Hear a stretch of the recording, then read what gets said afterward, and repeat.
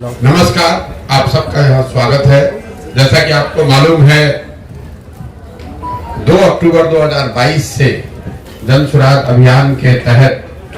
जो पदयात्रा हम लोगों ने पश्चिम चंपारण के गांधी आश्रम भितिहरवा से शुरू की,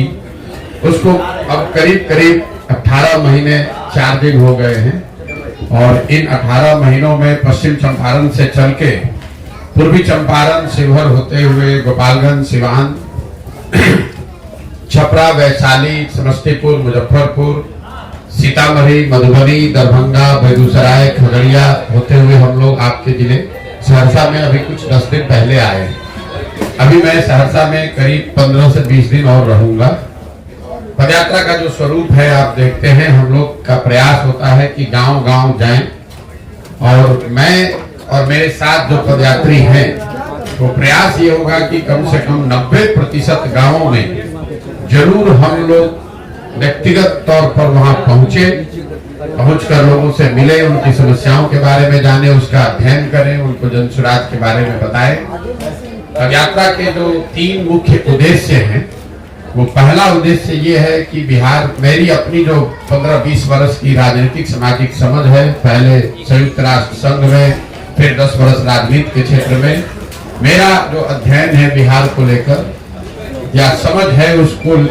उसके अनुसार बिहार की जो बदहाली, बर्बादी, गरीबी का कारण है, वो उसकी मूल वजह ये है कि यहाँ पर एक तरह से पिछले 30-40 वर्षों से राजनीतिक बंधुआ मजदूरी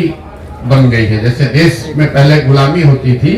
वैसे बिहार में राजनीतिक तौर पर लोगों की गुलामी हो गई है, चाहे वो जात के नाम पर हो, हिंदू मुसलमान के नाम पर हो, या भाजपा के डर से लालू और लालू जी के डर से भाजपा। तो ये जो समस्या है, हम लोग बात करते हैं कि बिहार में सड़क नहीं है, पढ़ाई नहीं है, रोजगार नहीं है, गरीबी है, पलायन है, ये सारी बातें लोगों को पहले से पता है। हम लोग आकर एक दिन देखते हैं, नेता लोग आकर उस पर चर्चा कर सकता है, पत्रकार उस पर लिख सकता है, लेकिन जो लोग इस जीवन को जी रहे हैं, उनके लिए तो डेली का काम है। इसके बावजूद वो लोग फिर जाकर वोट उन विषयों को छोड़कर दूसरे विषय पर क्यों देते हैं? तो उसकी ये 4 वजह मुझे जो समझ में आई है कि लोग यहाँ पर अपनी समस्याओं से जूझते हैं, परेशान हैं, लेकिन जब वोट का वक्त आता है तो वोट यहाँ पर मुख्यतः 4 विषय पर लोग दे रहे हैं। पहला, अपनी जाति के आधार पे। दूसरा, जो जाति से बचा वो धर्म के आधार पर। ये मानना कि सिर्फ बिहार में हर व्यक्ति जाति पर वोट दे रहा है, ये भी बिल्कुल सिरे से इसको मैं खारिज करता हूँ। और इसका उदाहरण भी मैं हमेशा देता हूँ कि अगर हर व्यक्ति बिहार में जाति के नाम पर ही वोट